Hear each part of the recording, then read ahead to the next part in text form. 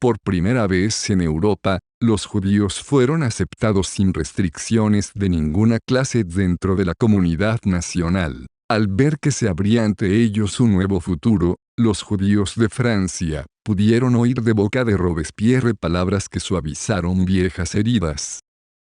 Como un bálsamo benéfico, de los judíos se han dicho cosas infinitamente exageradas, y a menudo contrarias a la historia. ¿Cómo es posible acusarlos de la persecución que han encontrado en todos los pueblos? Todos les atribuyen vicios, prejuicios, un espíritu usurero y sectario, y esto del modo más exagerado. Pero, ¿a qué podemos atribuir todo esto, si no es a nuestra propia injusticia? El entusiasmo de los judíos por la vida pública no conoció límites ahora.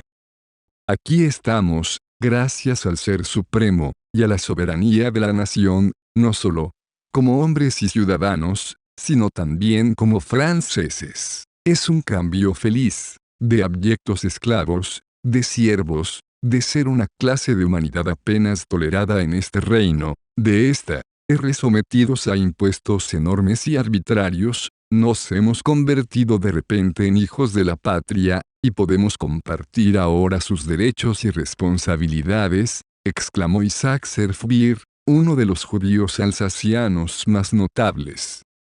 Los judíos de Francia fueron capitanes en la Guardia Nacional, tenientes de policía, y jueces de paz. Innumerables judíos se engancharon en el ejército revolucionario y, cuando se los forzó a elegir entre la vida ortodoxa y el servicio a la nueva patria, muchos no vacilaron. Los judíos empezaron a ser más en París, y hacia fines de la revolución, la población hebraica de la capital había aumentado hasta cerca de 3.000 habitantes. Estos nuevos judíos parisienses se destacaron rápidamente en una cantidad de terrenos. Furtado y Worms de Romilly fueron elegidos para integrar la Cámara de Diputados. Worms también tenía el cargo de alcalde del tercer arrondissement. Benchur, un especialista en lenguas orientales, llegó a ser secretario e intérprete de Bonaparte durante la campaña de Egipto. Cuando este último se enteró de la existencia de Vivant Denon, exconservador de la colección de medallas y monedas del Luis XV, lo nombró director general de los museos de Francia. Los judíos prosperaron, no menos vigorosamente durante el imperio, pues Napoleón refrendó vigorosamente todas sus libertades civiles. El emperador, incluso convocó una asamblea general de judíos que se convirtió en el Gran Sanedrín, un cuerpo encargado de facilitar la asimilación de los judíos, dejándolos al mismo tiempo en libertad de practicar su religión. Sin embargo, este refulgente mundo nuevo que saludó a los judíos en la Francia post-revolucionaria, no carecía de sombras, arrojadas por los decretos infames, designados para crear severas restricciones a la libertad del comercio y los movimientos de los judíos en Alsacia. Había causas específicas detrás de esta medida retrógrada.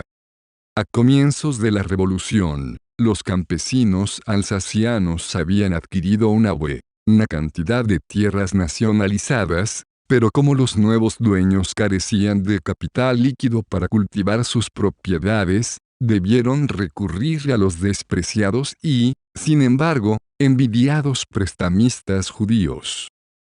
Los tiempos eran duros e inciertos, los impuestos pesados, las ganancias por debajo de lo esperado, con el resultado de que los campesinos no estaban en condiciones de pagar sus deudas. De aquí la cólera que les inspiraban los judíos, sus repetidas peticiones al emperador y la decisión final de trabar el ascenso de los judíos. Los judíos de París se sintieron amenazados, hicieron protestas de honor y patriotismo, y lograron ser exonerados de las cortapisas nuevamente establecidas.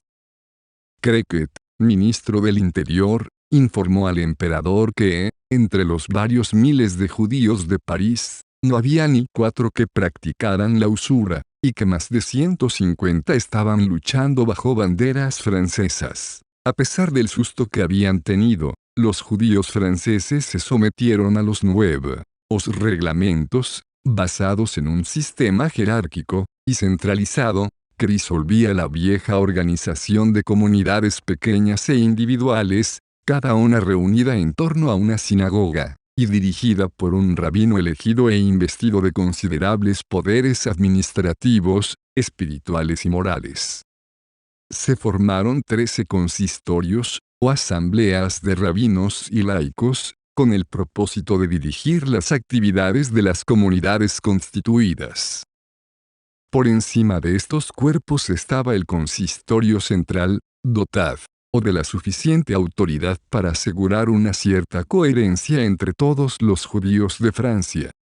Pero la unificación no se produjo sin problemas. En París, por ejemplo, los judíos se establecieron básicamente en los arrondissements tercero y cuarto, a causa de la necesidad de contar con carnicerías y mercados especiales. Pero los aspectos culturales tendían a fragmentar a la población judía.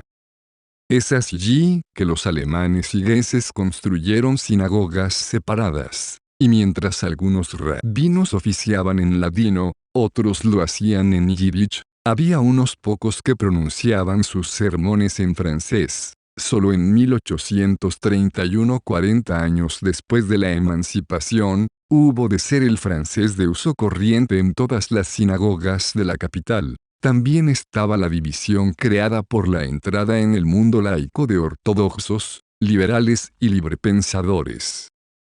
Elías Halevi, un gran poeta hebreo recién llegado de Alemania, escandalizó a los judíos de París, al enviar a sus hijos al Liceo Carlomagno.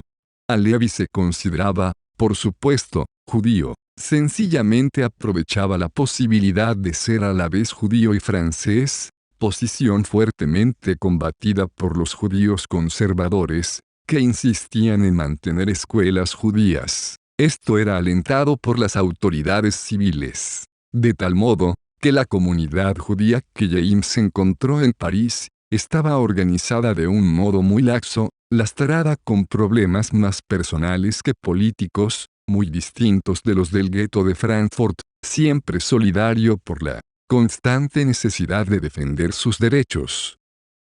El joven Rothschild no se sintió obligado a formar parte de esta comunidad, más aún, nadie lo alentó a que lo hiciera, ni siquiera se le solicitaron contribuciones. En sus libros de cuentas, muy bien mantenidos, hallamos un rubro de 5 francos, $1, dados a un judío de Frankfurt, equilibrados por otros 5 francos dados al sacristán de la parroquia. Al parecer, sus caridades no fueron más allá de esto. Muy probablemente, James no pensó en el asunto, interesado como estaba en sus negocios y en organizar su nueva vida. Muy pronto alquiló una oficina en la calle Le Pelletier, y se mudó a un pisito que estaba arriba. No recibía visitas, salvo rara vez, la de sus hermanos. Durante el primer año no volvió ni una sola vez a Frankfurt, ni siquiera en ocasión del entierro de su padre, que murió en el otoño de 1812. Meyer Amschel había sufrido un ataque en la sinagoga, durante los servicios del Yom Kippur. Al volver a casa se metió en cama, hizo los últimos retoques a su testamento, y murió sin designar al hijo a quien consideraba digno de ser ahora el jefe de la familia. En vez de esto, exhortó a todos ellos a mantenerse unidos. A pesar de sus distintos temperamentos, el sereno Amschel, escrupuloso guardián de la tradición, tenía poco en común con el dinámico Nathan. Los jóvenes Rothschild nunca disolvieron su vínculo. Somos como los mecanismos de un reloj, cada parte es esencial, declaró Salomón, reconociendo a sí mismo que Nathan era probablemente más esencial que los otros. Consideramos que tú eres el general, y nosotros tus tenientes, escribió Salomón a Nathan.